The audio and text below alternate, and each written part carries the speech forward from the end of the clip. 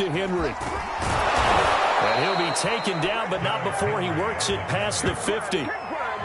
Sometimes it's hard to believe, but there are times this game is about patience, isn't it? Hasn't had the game he expected, but that run there, that may get him going. I was just going to say, maybe that gives him a little juice, because you're right, he struggled, especially in that first half. Yeah, and I know the great ones always think to themselves, just hang in there. I'm just one big carry away from busting this open.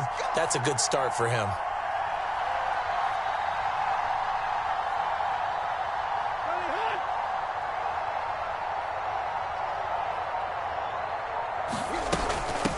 Henry. He'll get a nice chunk there on the first down run, and it's 2nd and 4. Well, you certainly have to give a little credit here because they are playing this game now at their pace. This is ball control football, sustained runs, taking their time, and making it work. On 2nd down now, it's Henry, and he'll take it inside the 40 to the 39-yard line. Still a couple yards short of the first as the 3-yard gain brings up a 3rd down.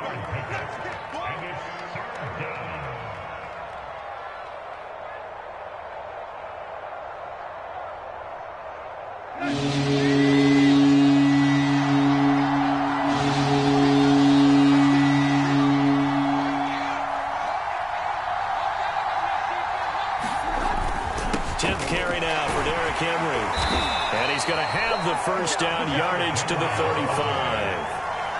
Well, partner, what do you think? Might have been 4-down territory if they didn't pick it up, but... Yeah, it's a moot point now. I was curious, so if they didn't get it there, would they have gone for it? I guess we'll never know. Yeah, we didn't have to make that call, but I have a feeling both of us would have said, go for it.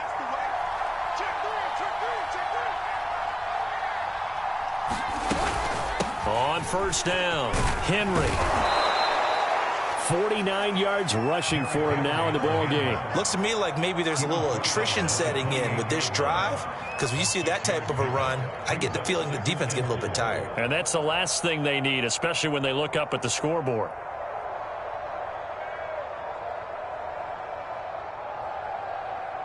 Six yards on that last play. Here's 2nd and 4. They'll try the air now with Tannehill. And this one incomplete. Too much contact to hold on to that one, and it's 3rd down. This has certainly been a physical game so far. Limited scoring opportunities for both sides. And there's another chance that goes unfulfilled.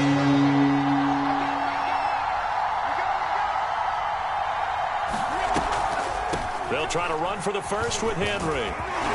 Runs through the contact. And inside the 20 before he's brought down. And we were down on the field watching Henry warm up before the game. He's a big man. No wonder he breaks those tackles. And you remember what I told you when we were watching? It's not all pads. I mean, you get him out of pads and just see him in a regular suit or an outfit.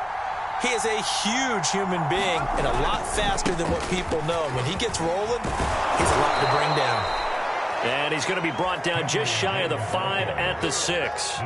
Give him 10 yards on the pickup, and it'll be 2nd and very short.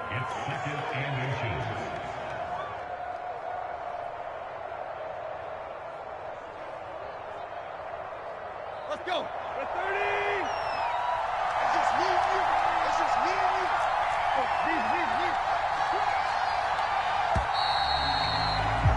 me. And that is going to do it for this 3rd quarter of action.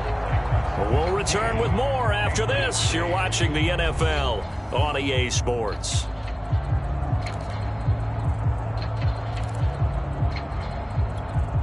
An ideal spot here to get a first down and try to run some more clock, and this is 2nd and less than a yard. A give to Henry. And he'll be brought down this time at the 5-yard line. I think we're seeing the effect that runs like that are starting to have on this game. They're a little bit slower, that front 7 reacting to the football, almost like body blows in boxing, slowing them down, and they're really starting to take over in this game.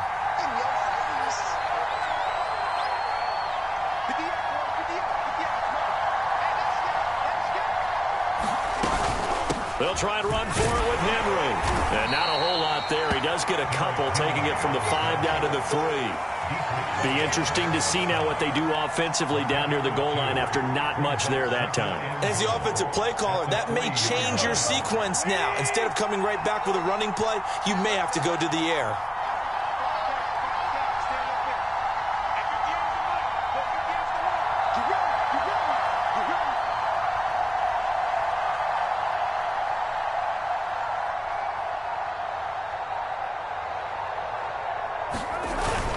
Henry. And the D not yielding much there. He's only going to get a yard to about the 2. 2 straight shots on the ground. Now on 3rd, do you go to the air? I think the possibility exists, and if you're doing it, you're probably going play action since you ran it twice. But I often think that 2nd down is a time you go play action and throw the ball. I say commit to the run and think about it being 4 down territory.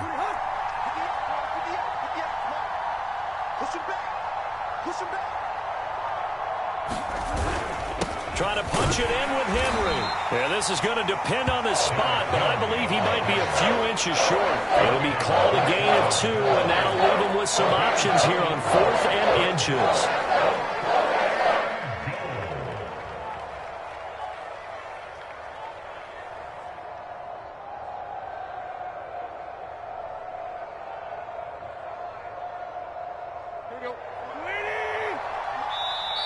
Now the Patriots going to use one of their timeouts. It's just their first. They'll be down to 2 remaining as we step aside here in the 4th quarter.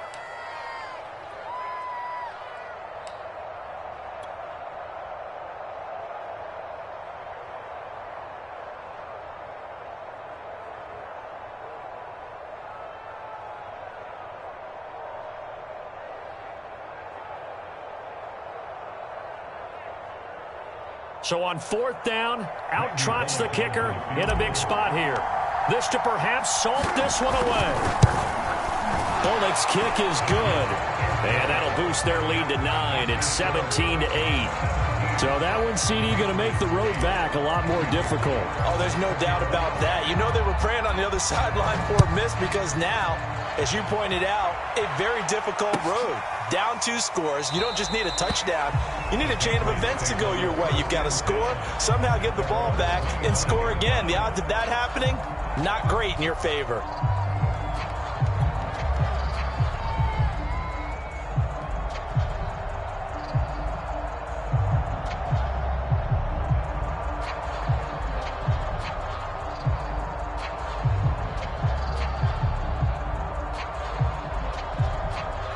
New England with a first down as they begin the drive.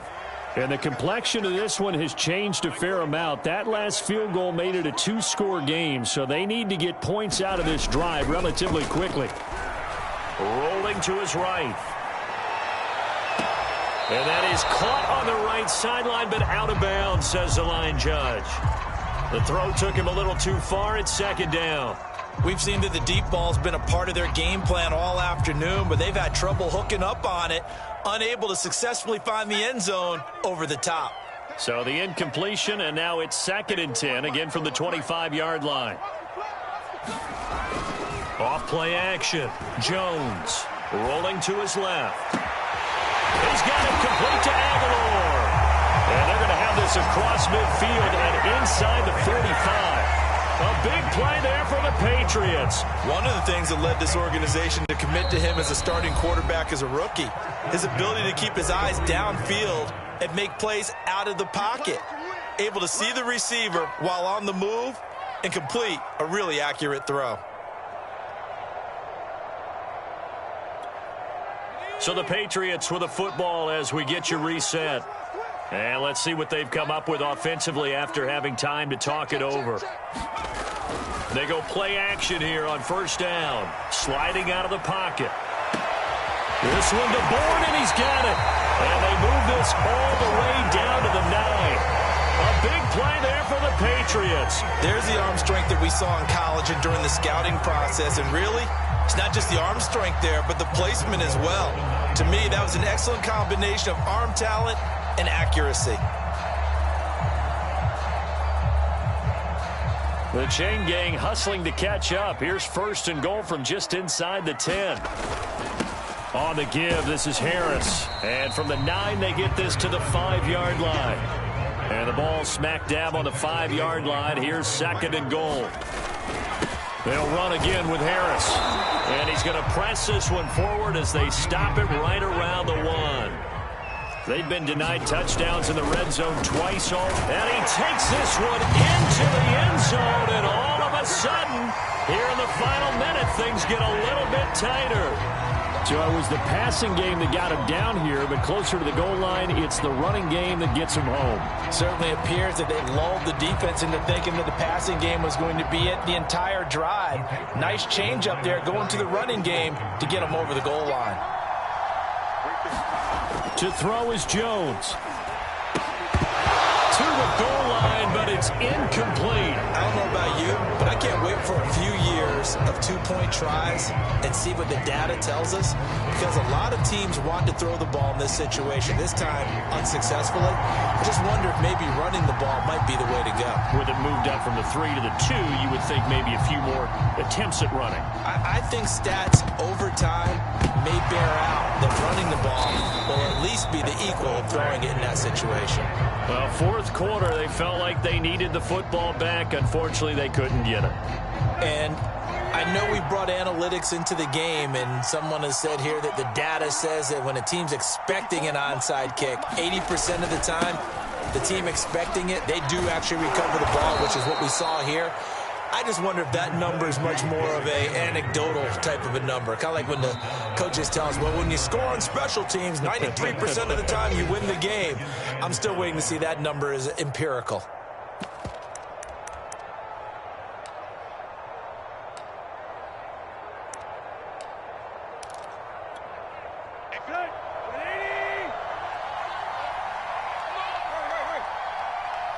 The Titans go victory formation down to a knee. The Patriots will take their 3rd and final timeout as they'll stop it with just over 40 seconds to go in the game.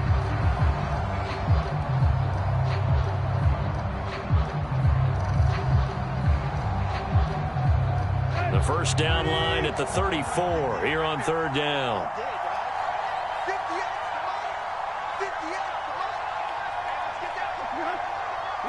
The Titans go victory formation as they take a knee.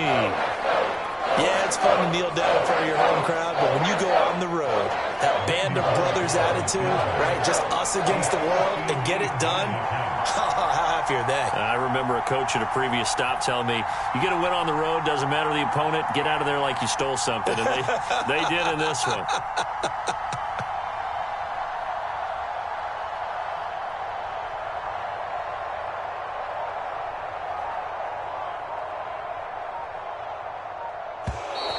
And now contact up front. And this might set up an interesting decision. So now it's 4th and short. So after the penalty, that means there's a decision to be made. Do you still line up in field goal formation? Or maybe you think about running your offense back out on the field.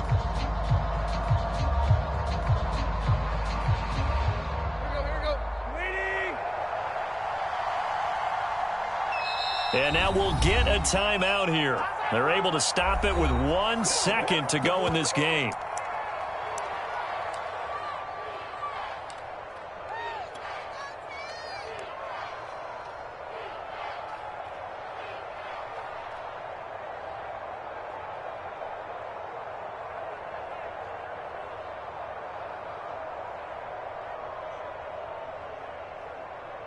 So now one of the biggest kicks of the night is forthcoming. And quite a bit of pizza in this box. It's a 53-yard attempt. And that's off the right upright. Thought it might sneak in, but it did not. It's no good. And this score will stay right where it is. Well, Charles, a pretty exhilarating finish to the end of this ball game. At the end, the Hail Mary prayers, though, they went unanswered. Could have won it, but couldn't get it done. Almost fell schoolyard.